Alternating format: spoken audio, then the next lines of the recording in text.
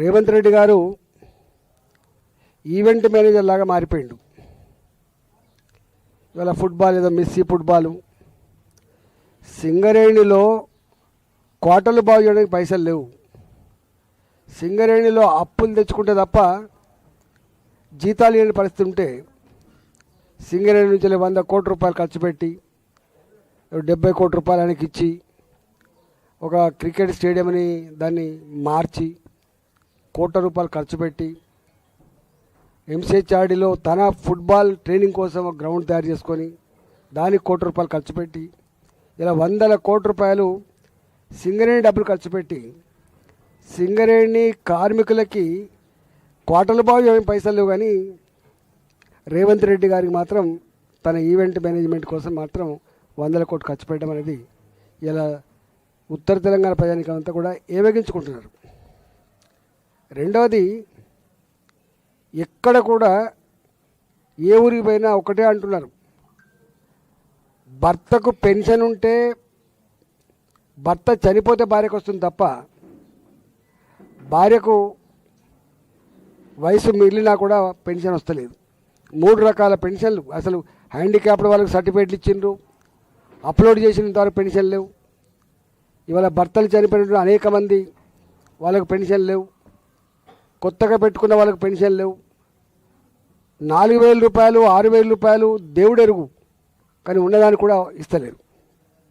ఏ ఊరిపోయినా gas సిలిండర్ల మీద కూడా ఎప్పుడో ఒక 4 ఏళ్ల క్రితమో 5 ఏళ్ల క్రితమో వాడుకున్న గ్యాస్ సిలిండర్లు యావరేజ్, అంతకుముందు 3 సిలిండర్లు వాడినారు 4 సిలిండర్లు వాడిని చెప్పి వాటికే ఇస్తున్నారు తప్ప ఎక్కడ కూడా పూర్తి స్థాయిలో సిలిండర్లు కూడా డబ్బులు పడతలేవు. కేంద్ర ప్రభుత్వ పరమైన 46 రూపాయలు మాత్రం ఒక సిలిండర్ మీద టంచర పడుతుంది తప్ప రాష్ట్ర ప్రభుత్వం ఇచ్చేటువంటి సిలిండర్ల మీద ఇచ్చే సబ్సిడీ మాత్రం పడతలేవని చెప్పి గగ్గోలు పెడుతున్నారు. ఇక మిగతా హామీలు అంటే అవి ఎక్కడ అమలైతలేవు. అది రైతు బంధు కావచ్చు, అది మహిళలకు ఇచ్చే 2,500 రూపాయలు కావచ్చు, నిరుద్యోగ యువతకి ఇచ్చే 4,000 రూపాయలు కావచ్చు, ఏ ఒక్కటి కూడా అమలు కావట్లేదు. తెలంగాణ ప్రజానికాన్ని విజ్ఞప్తి చేస్తున్నా, ఇవాళ మాటల గారిలో మీడియాని మేనేజ్ చేసి ప్రజలను అదరకొట్టి బెదరకొట్టి ఈవెంట్ మేనేజ్మెంట్ లాగా నడుపుతుంది తప్ప ప్రజాప్రభుత్వంగా మాత్రం నడపలేరనే విషయం గుర్తెరగమని చెప్పి కోరుతున్నా. ఇవాళ ఈ సర్పంచ్ ఈ వార్డు మెంబర్ ఎన్నికల్లో కూడా విపరీతంగా డబ్బులు ఖర్చు పెట్టి మద్యం ఏరులై పారించి ప్రలోభ పెట్టేటువంటి ప్రయత్నం చేసి ఖాతాలో వేసుకోవడం కాదు, ప్రజాభిప్రాయాన్ని గెలుచుకోవాల్సి ఎక్కడ ఉందని చెప్పి నేను విజ్ఞప్తి చేస్తున్నా. మూడవది, ఈ మధ్య వారం 10 రోజులుగా చూస్తున్నాం, బీఆర్ఎస్ పార్టీ 1,000 కోట్ల రూపాయలు కుంభకోణం చేసిందని చెప్పి స్వయంగా వాళ్ళ కూతురు మాట్లాడుతుంది.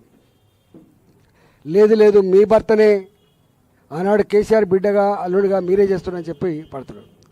నేను మొదటి నుంచి మొత్తుకుంటున్నా, హైదరాబాద్ నగరంలో పొట్ట చేత పట్టుకొని వచ్చిన వాళ్ళు 30 గజాలలో 40 గజాలలో 60 గజాలలో ఇండ్లు కట్టుకుంటే 40 ఏళ్ల క్రితం కట్టుకున్న 50 ఏళ్ల క్రితం కట్టుకున్నటువంటి ఇండ్లని నిర్దాక్షిణ్యంగా హైదరాబాద్ నుంచి కూల్చేస్తున్నారు.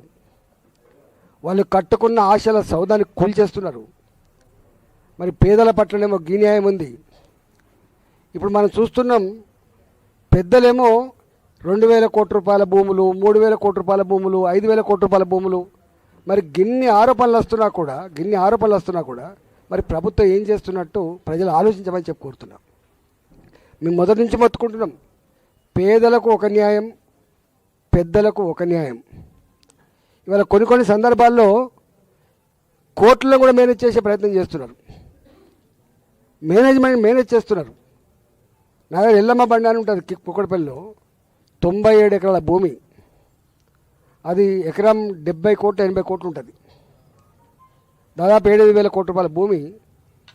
నేను 2007 నుంచి కొట్లాడ పెట్టుకొని ఆపిన. నేను 2021 గెలిచిన తర్వాత దాన్ని గద్దల్లాగా తనకపోయిండు ఒక పెద్ద వ్యాపారి. ఇవాళ దాన్ని ఇవ్వడానికి ప్రభుత్వం సుముఖంగా ఉంది. అంటే 7,000 కోట్లు. ఒకవైపు జీతాలు ఇవ్వడానికి పైసలు లేవు, నన్ను కోసినా కూడా రూపాయి రాదు, రిటైర్మెంట్ ఉద్యోగులకు జీతాలు లేవు, గ్యాస్ సబ్సిడీ అని పైసలు లేవు, పెన్షన్లు ఇవ్వడానికి పైసలు లేవు, గ్రామ పంచాయతీలలో సఫాయిలకు జీతభత్యాలు ఇవ్వడానికి పైసలు లేవు, గ్రామ పంచాయతీలో పనిచేసినటువంటి పాత బిల్లుకి ఇవ్వడానికి పైసలు లేవు. కానీ ఇక వీళ్ళు మాత్రం గిట్ట చేస్తున్నారు. ప్రజలు ఆలోచించాలి. వట్టిగానే మాలాంటి వాళ్ళం మాట్లాడుతున్నప్పుడు ఏం జరుగుతుంది కొంచెం ఆలోచన చేయకపోతే దీన్ని ఎవడు కాపాడితే వల్లకాడుగా మారే ప్రమాదం ఉంది. కాబట్టి ఇవాళ నేను డిమాండ్ చేస్తున్నా, పెద్దలకు అండగా ఉండి వాళ్ళ ఆస్తులో కాపలా కాయడం కాదు ప్రభుత్వం చేయాల్సిన పని. ప్రజాప్రభుత్వమే అయితే పేదల గుడిసెలు కూలగొట్టకుండా, పేదల ఇళ్ళు కూలగొట్టకుండా పేదలకు రక్షణ కల్పించాలని చెప్పి నేను డిమాండ్ చేస్తున్నా. ఈ వచ్చినటువంటి ఆరోపణలు ఏవైతున్నాయో ఒక్కొక్కటిగా ఎంక్వైరీ చేసి వాటిని అన్నీ కూడా హ్యాండ్ ఓవర్ చేసుకొని ప్రజాపరం చేయాలని చెప్పి నేను డిమాండ్ చేస్తున్నాను. లేకపోతే ఇవాళ ఏమనరు, కేసీఆర్ కూడా గట్టినే చేస్తూ ఉంటే దబాయించి అదరగొట్టి మీడియాలో మేనేజ్మెంట్ చేసి ఆహా ఓహో చాలా బాగుందని చెప్పి చేస్తే ఇలా ఏమైందో చూసినాం. ప్రజలు గమనించమని చెప్పి కోరుతున్నా, ప్రజలు సందర్భం వచ్చినప్పుడు తప్పకుండా రియాక్ట్ కావాలని చెప్పి కూడా కోరుతా ఉన్నాం. రేపు 2వ విడత 3వ విడత కూడా ఎన్నికలు జరగబోతున్నాయి. కాబట్టి నేను మళ్ళీ విజ్ఞప్తి చేస్తున్నా, డబ్బులు కాదు ముఖ్యం, దావతులు కాదు ముఖ్యం, క్యారెక్టర్లోని కమిట్మెంట్లోని మీతో ఉండి పనిచేసేటువంటి నమ్మకం ఉన్న వాళ్ళని గెలిపించాలని చెప్పి నేను వినమ్రంగా విజ్ఞప్తి చేస్తున్నా. ఇవాళ హుజురాబాద్ నియోజకవర్గంలో మేము 25 ఏళ్ళుగా ఇక్కడ మేము పనిచేస్తున్నాం. సర్పంచ్ ఎన్నికలైనా, ఎంపీటీసీ ఎన్నికలైనా, మున్సిపాలిటీ ఎన్నికలైనా, జెడ్పీటీసీ ఎన్నికలైనా అన్ని ఎన్నికల్లో మేము పార్టిసిపేట్ చేసినాం. అంటే ప్రత్యక్షంగా పరోక్షంగా పార్టిసిపేట్ చేసినాం, గెలుచుకున్నాం. ఈసారి కూడా అంటే మేము 2 ఏళ్ళు అవుతుంది మేము ఇక్కడ లేమని చెప్పి ప్రచారం జరుగుతున్నప్పటికి కూడా మా మీద విశ్వాసం ఉంచి నమ్మకం ఉంచి మీరు గెలిపించారు. తప్పకుండా ఈ గ్రామాల అభివృద్ధిలో మా సర్పంచ్లకు తోడుగా నేను కూడా వాళ్ళు ఎంబడి ఉండి ప్రజలు ఏ నమ్మకాన్ని విశ్వాసాన్ని ప్రదర్శించిందో వాటిని వమ్ము చేయకుండా నడిపిస్తామని చెప్పి కోరుతా ఉన్నాం.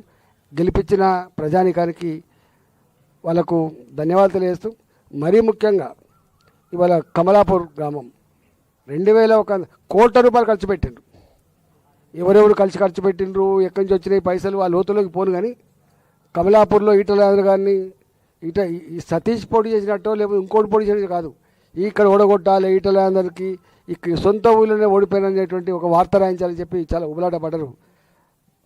దాన్ని తొక్కి పడేసి ఇవాళ కమలాపూర్ గ్రామ ప్రజలు మళ్ళీ ధర్మాన్ని న్యాయాన్ని నిలిపినందుకు, ఒక గరీబ్ బిడ్డను గెలిపించినందుకు వారికి శిరస్సు వంచి నమస్కరిస్తున్నా.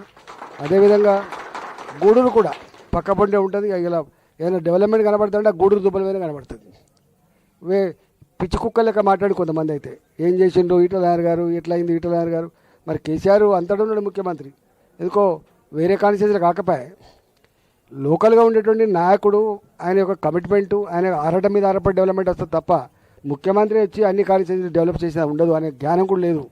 ఇవాళ ఆ దుబ్బల మీద కనబడి ఉంటే అవన్నీ ఇవాళ గూడూరు ప్రజానికం గొప్ప మెజార్టీతో గెలిపించింది, చాలా గొప్ప మెజార్టీతో గెలిపించిండ్రు. మిగతా కూడా అక్కడక్కడ